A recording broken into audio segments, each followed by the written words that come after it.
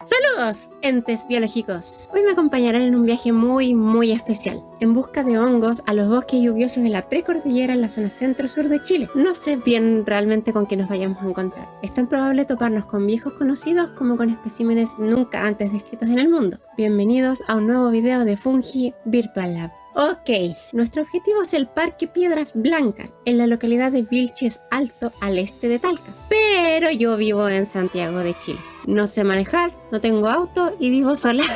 Así que se preguntarán, ¿cómo diablos voy a hacer para llegar allá? Esta aventura comienza luego de haber tomado el metro hasta la estación Universidad de Santiago y caminamos hacia el terminal Alameda. Personalmente este terminal siempre me ha parecido particularmente bonito, o al menos desde que vivo en Santiago, que no es de hace mucho tiempo tampoco. No sé, parece aeropuerto, la wea es como muy bonito. Pero acá no es donde tengo que tomar mi bus, sino que en el terminal sur que está aquí al ladito cruzando la calle. En contraparte, este no es el más estético del mundo, pero tiene lo suyo. Finalmente mi bus llega y nuestro viaje da comienzo. Hoy es 20 de marzo. ¡Es el mejor día de todos, Peggy!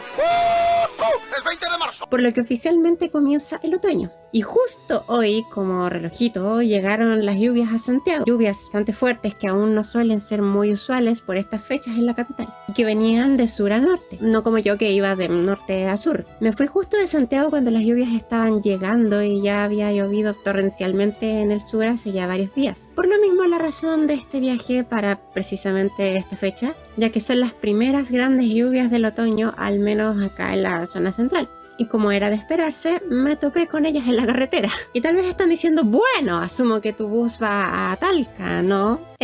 No, realmente no tenía dónde llegar a Talca.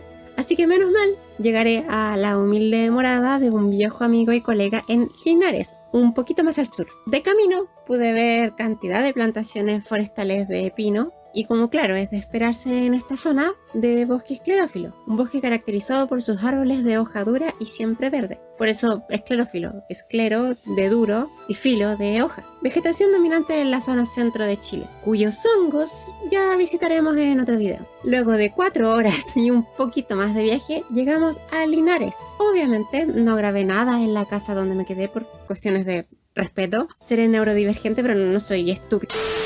Así que bueno, a descansar, que mañana nos espera un día muy largo. Buenos días, son ni más ni menos que las 5:30 de la mañana. Pedimos un auto para que nos lleve al terminal de buses de Linares, donde ahora sí que sí, iremos a Talca, ciudad emblemática de nuestra nación.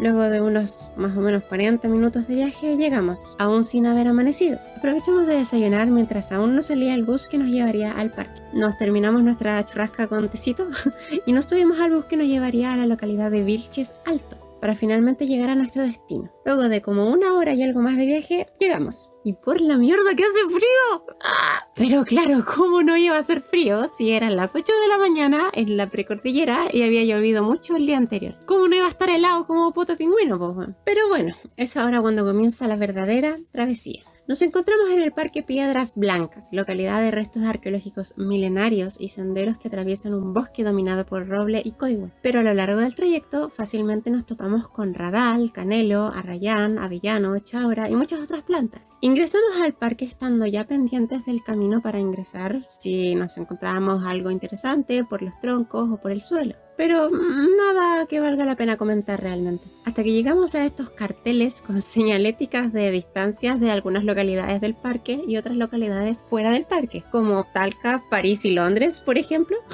Bueno, mi compañero me contaba que es como algo típico de la zona, como Talca, París y Londres. Como un meme local, podríamos decir, algo así. Continuamos nuestro camino y no muy lejos de la entrada ya encontramos algo bastante interesante. Una de las razones por las que vinimos en esta época en específico, de hecho. Hablo del Gastroboletus valdivianus, un hongo de la familia Boletaceae, la misma familia que el famoso Boletus edulis, también conocido como porcini o boleto. El Gastroboletus valdivianus se trata de una especie micorrízica, o sea que establece relaciones simbióticas con las raíces de algunos árboles. Sus esporas son elipsoidales y lisas. Esta foto la tomé de la misma muestra que estamos recolectando ahora en terreno. No andaré mucho en caracteres microscópicos porque no quiero aburrirlos, y bueno, para eso está mi Instagram. Ahí subo a veces algunas descripciones breves microscópicas, un poco más detalladas de lo que vaya encontrando. Pero al menos en terreno, del Gastroboletus valdivianus podemos apreciar caracteres como la aparición de un ligero azulado donde se corta o magulla y tubos alrededor de su sombrero algo volteado en donde se producen las esporas. Este es un hongo efímero, madura y se descompone relativamente rápido, por lo que no es tan fácil de encontrar. Por lo demás, es un hongo nativo de los bosques de Nothofagus y endémico del Cono Sur, el primero del género Gastroboletus en ser registrado para Chile. Le hicimos en terreno una prueba con hidróxido de potasio al 10% para ver si había algún cambio de color por efecto de alguna reacción química. Este tipo de reacciones en macrohongos son bastante usuales porque tienen un interés taxonómico para diferenciar especies o cosas por el estilo. Pero en este espécimen es un carácter no descrito. Primero probamos con agregar una gota de hidróxido de potasio al pie de la seta y sorprendentemente sí reaccionó, tornándose de un color oscuro o algo rojizo. Sin embargo, luego lo intentamos con el sombrero y no hubo reacción alguna. El hidróxido de potasio al 10%, siendo una solución altamente alcalina, reacciona con algunos compuestos presentes en los hongos, lo que hace que estos cambien su estructura y reflejen colores como púrpura o rojo. Pero bueno, igual depende del hongo, de la reacción, no siempre están así. Y continuamos con nuestra travesía. Está todo muy mojado por la lluvia y hace bastante frío. Es por esto que el agua apenas se evapora del suelo y de los troncos mojados por la incidencia del sol, de inmediato se empieza a condensar en el aire por el frío, creando esta atmósfera de árboles que parecieran como humear.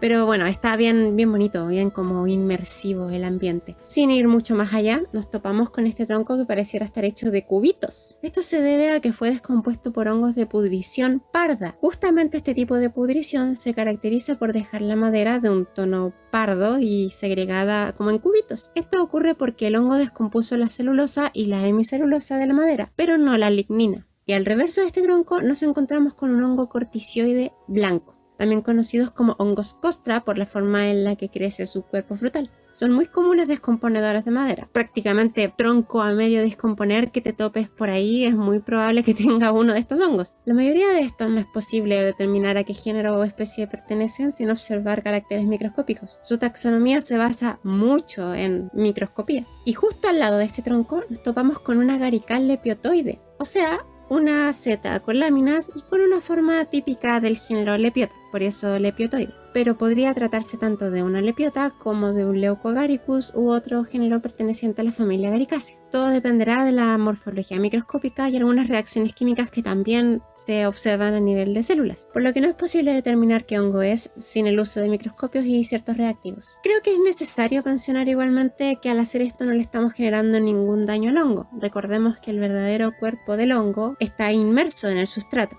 compuesto por un conjunto de hifas que denominamos micelio. Este es realmente el ser vivo al que denominamos hongo. Y las setas o cuerpos frutales varios son netamente sus frutos. Sacar una seta es como quien saca una manzana de un árbol. Y si bien puede que estemos rompiendo parte del micelio al extraer la seta, las hifas tienen por sí solas mecanismos de taponamiento intercelular, como lo son el parentesoma en hongos bacidomycota o el cuerpo de Voronin o corpúsculo de Voronin en hongos ascomycota, justamente para no perder material celular y evitar el ingreso de patógenos. Pero en fin, seguimos con nuestra caminata. Luego de seguir nuestra ruta unos minutos más, unos conocidos que andaban cerca de nosotros nos avisan de una presencia importante.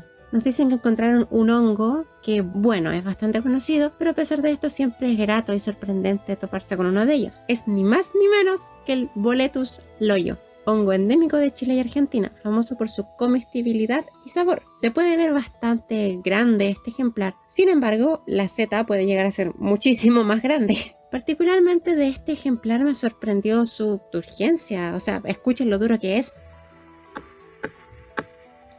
Tal vez piensen que lo golpeo en el sombrero para liberar sus esporas, pero realmente no. Así no es como funciona la liberación de las esporas en las setas. Pero eso es tema de otro video. Lo golpeo netamente porque me sorprendió lo turgente que era, como bien bastante durito. Finalmente, se lo llevan para prepararlo en alguna receta especial. Ok, continuamos. Sin mucho andar más allá, nos topamos con ni más ni menos que la rosa negra, Amegheniella australis, un hongo que típicamente crece en troncos en descomposición de Nothofagus, de forma arrosetada, por eso su nombre común, rosa negra. Luego, avistamos otros troncos a medio descomponer y nos topamos con este hongo corticioide de Hymenio hydnoide. El himenio es la capa fértil del cuerpo fructífero, es la zona del fruto donde se producen las esporas. En este caso, con una especie de dientecitos que pueden o no estar conectados unos con otros. Por esto es un Hymenio hydnoide, y particularmente este pertenece a la especie Pyrex concentricus. Pyrex es un género de momento monotípico. Esto quiere decir que solo hay un individuo perteneciente a dicho género, o sea, una sola especie que pertenece al género Pyrex, que es el Pyrex concentricus, y está ahora mismo frente a nosotros. A mí esto me parece fascinante realmente, que sea la única especie de un solo clado y que lo estemos viendo y esté aquí. Y por fin llegamos a uno de los principales atractivos turísticos del lugar, la Piedra Tacitas, donde la etnia de los Chiquillanes, un pueblo indígena nómade y cazador-recolector que habitó esta zona, realizaba moliendas de alimentos y extracción de pigmentos en estos morteros cóncavos, una clara muestra del ingenio de culturas antiguas en el uso de recursos naturales para sus necesidades diarias. Como dije, este es el principal atractivo turístico del parque. Mucha gente viene a este parque solo a ver esto, prácticamente. Ya haciendo un poquito más de calor y más arriba en el sendero, nos topamos con este curioso cartel, el cual obviamente no fue modificado por el mismo que me trajo a este lugar a ver hongos, el cual entrega un mensaje simple pero contundente y muy importante. Para poder progresar como sociedad debemos estudiar. Para estudiar debemos tener a disposición aquello que deseamos estudiar. Y para poder tenerlo a disposición debemos cuidarlo, preservarlo. No solo cuidar los ecosistemas porque cumplen roles ecológicos vitales para el ser humano como la regulación del clima y evitar catástrofes topográficas, sino que también porque son fuentes inagotables de conocimiento científico, conocimiento que como humanidad hemos necesitado y seguiremos necesitando para poder superar adversidades como hambruna y enfermedades, entre muchas otras. Pero hablar de eso más a detalle ya es tema de otro video. O si no, por último, cuidar el entorno por una cuestión de respeto. Respeto al próximo visitante del parque que viene detrás tuyo y respeto a los mamíferos, artrópodos, gusanos, hongos, helechos, algas, líquenes, árboles y un montón de otros seres vivos que habitan estos bosques desde hace millones y millones de años. Así que, bueno, luego de esta breve reflexión, continuamos con nuestro viaje. Sin andar mucho más arriba en el sendero, nos topamos con algunos restos blancos de lo que pareciera ser plumavid o unicel, pero no se alarmen, realmente no es basura.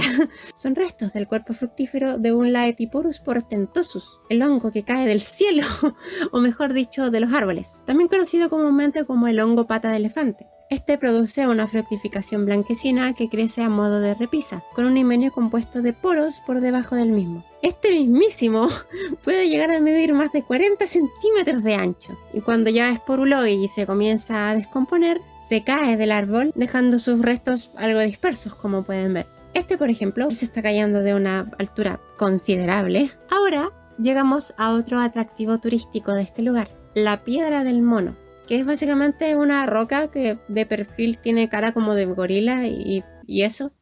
Realmente no hay mucho más que decir de esta roca. Pero bueno, no muy lejos de ella, nos percatamos de algo blanco creciendo entre el musgo de una roca. Se trata de un hongo cifeloide. Los hongos cifeloides son un grupo polifilético e informal perteneciente al filum Basidiomycota.